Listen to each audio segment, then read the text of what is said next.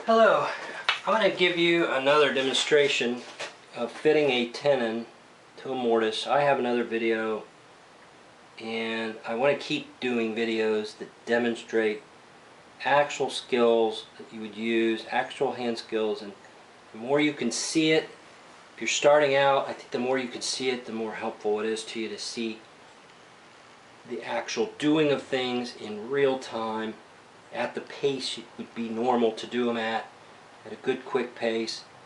And I think that's valuable for people for instructional purposes. Anyhow, I did a stool and they've ordered 4 more and they're very similar. They're not identical, but they're similar. They have 2 assemblies.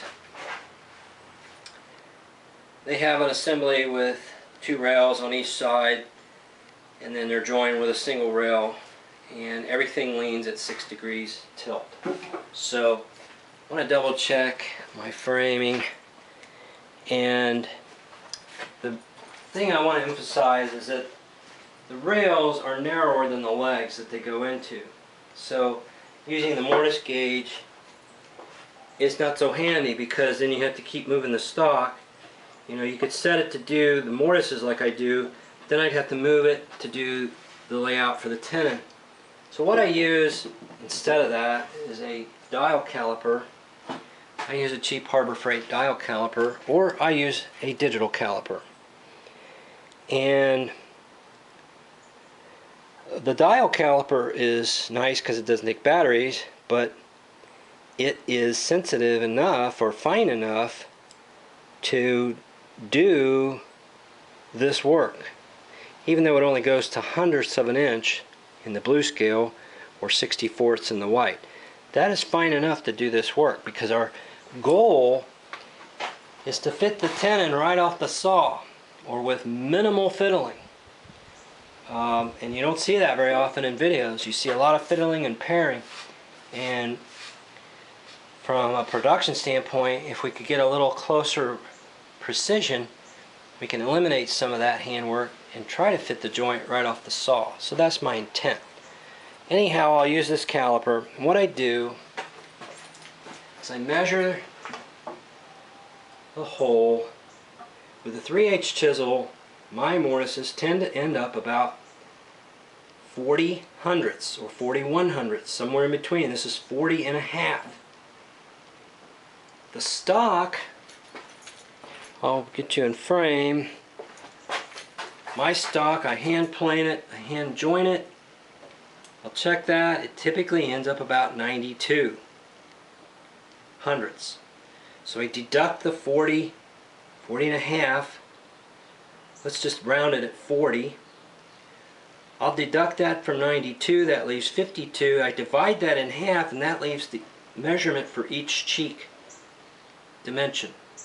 So 52 and a half would be 26 hundredths. So that's what I've set, or hair under it. But again, I'm not trying to create a lot of fatness here, because that's what leads to all the paring. Then I just hook one side, make a knife dent, hook the other side, make a knife dent, take my homemade marking gauge, which is got a nail that's filed like a knife cutter. I don't know if you could see that, but it's a homemade gauge with a knife-like nail. I set that knife in that marking pin in the knife dent, snug up my stock, tighten it down, and then double check that I'm over my mark, and then I make my marks. I'll take it out of the vise to do the other side. I usually leave it in the vise, but do the 2 sides like so.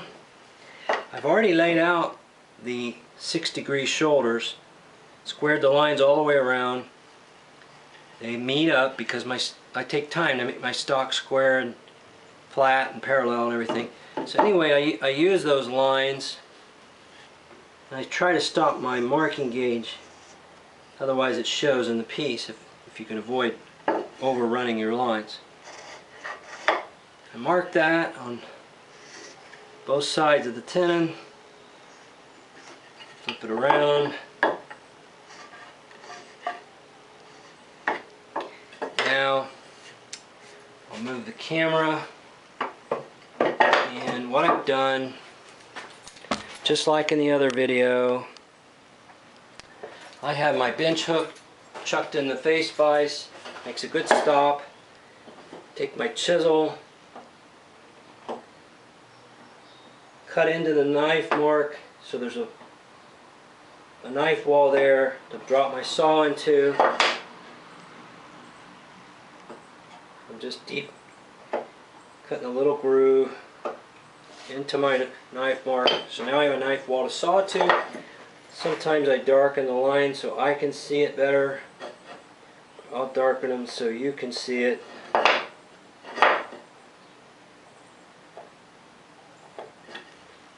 And these. Anyhow, I cut the shoulders first. It's my typical procedure. Make sure you're in frame.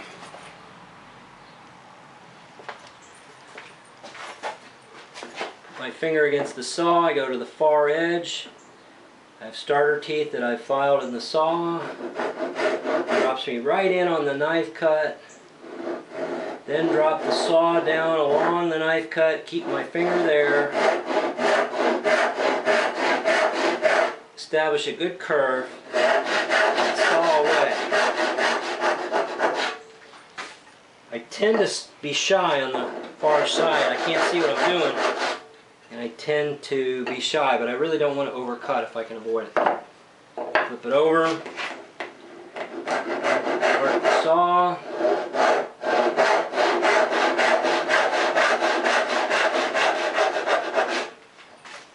The saw is a cheap saw that I file and set myself, and it just cuts fantastic and very clean cuts.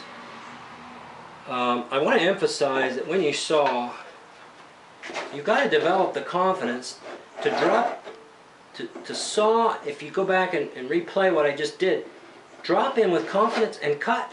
It's a practice thing that you learn to get after it, that line, with confidence. And you've got your finger there to keep you from jumping up and boogering up your part that shows. Now I'll chuck it in the other vise, cut the tenon, get you in frame.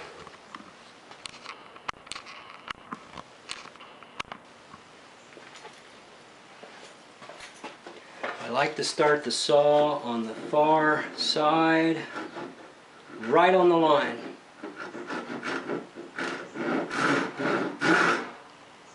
Follow that line. Drop in with confidence. Then I drop the saw down and follow the line on this side.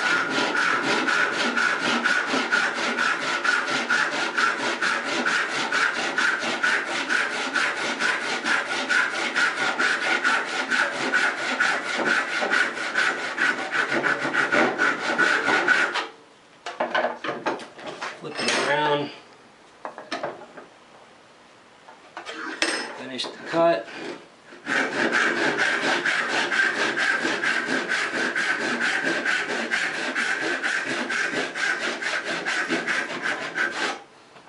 I like the shoulder level. So that's where my saw wants to be, is level. Listen for the sound. Pop it off without changing anything. Drop the chisel down. Clean up any boogers. Make a cleaning cut this way. I'm a little heavy on my shoulder. Might as well pare it now, because I know it needs to go. And you're done. Before you change it, Start your other cut right on the line. Follow the line down.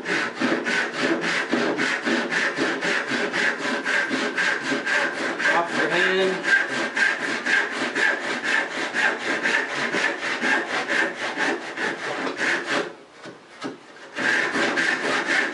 Right on the line.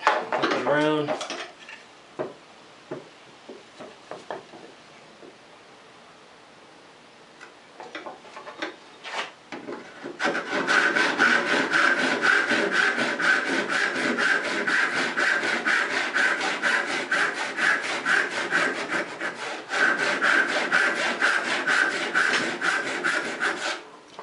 Level it up.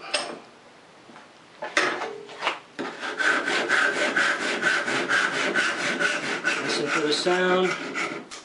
Cracks off. Pare it without changing anything, just pare right down the little boogers there. Clean that off, check your line. If you think your shoulder's heavy, pare it off now.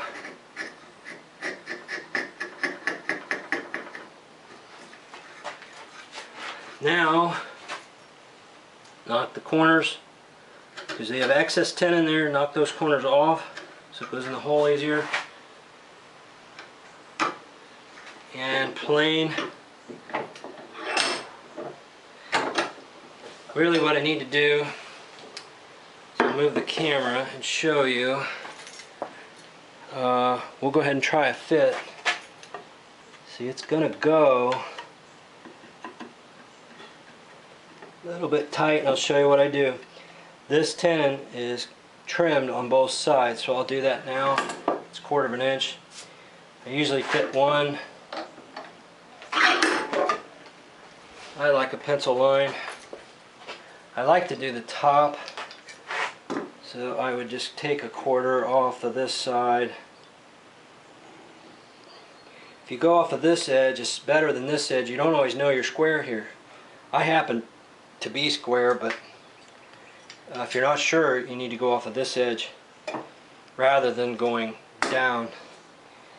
I'll mark this line across and cut this.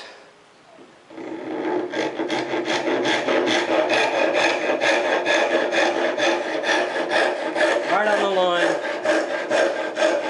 You want to float above your shoulders, because your other kerf will have dimension to it. Move the piece, create the knife wall, and saw the other shoulder right on the line. There's the piece.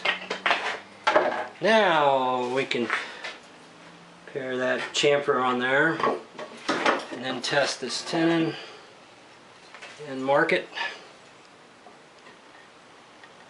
like so. Actually, the top is here, but it really doesn't matter. You can see the edge of the hole.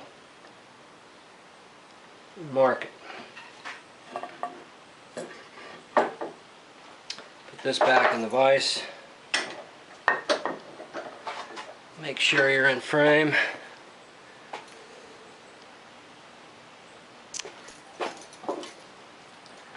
I've got a mark. Where is my pencil?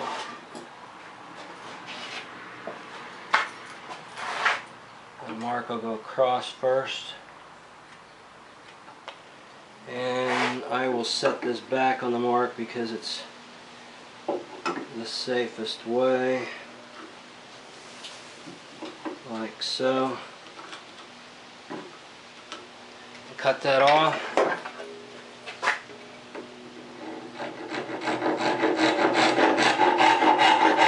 Right on the line. You're splitting the pencil line.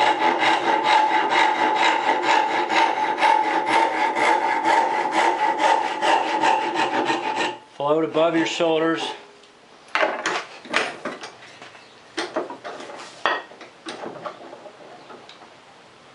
Create the knife wall. Saw the other shoulder right on the line.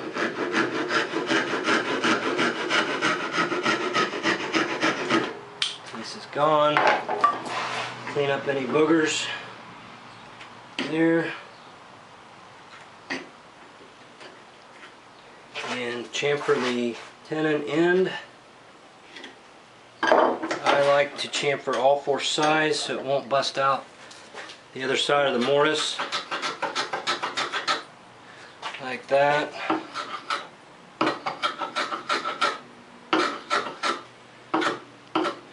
Gives it some clearance to enter the mortise. Now we'll test our fit. This is top. It's going to be tight, but not hopefully a lot. It's a little bit tight this way, but it's fat, I can tell this way, and I'll show you what I do for that without a lot of fuss. Put it in the vise. I'll make sure you're in frame. Might zoom in a little bit. That's where I take a scraper. You can use paint scraper or card scraper. It doesn't hurt to make a couple of passes here. But we're going to go right on the tenon face.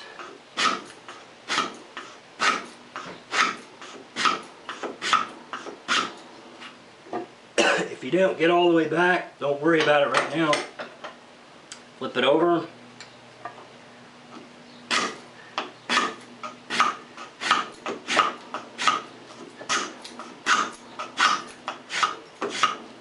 It's not taking off a lot, but sometimes that's all you need. Test the fit. Get it right side up, like this. And that's probably going to go. Let me take a mallet and test that.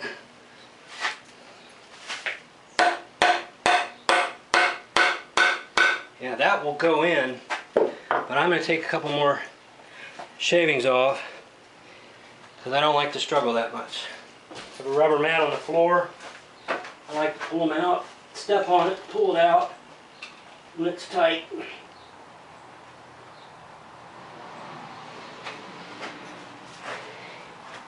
And we'll put back in the vise and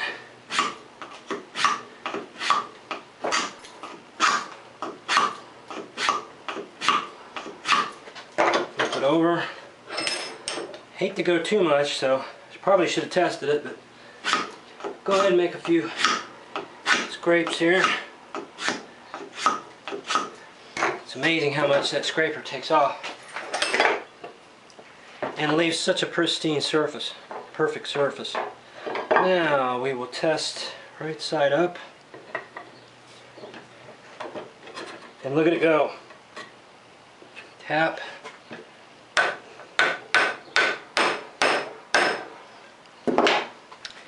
And perfect fit. We do a dry fit, check my shoulders. This is close enough that I wouldn't do anything to it. After the dry fit, I would evaluate whether I need to improve those shoulders at all. That's a good fit for a loose fit. It's a very good fit. So that's how I fit a tenon.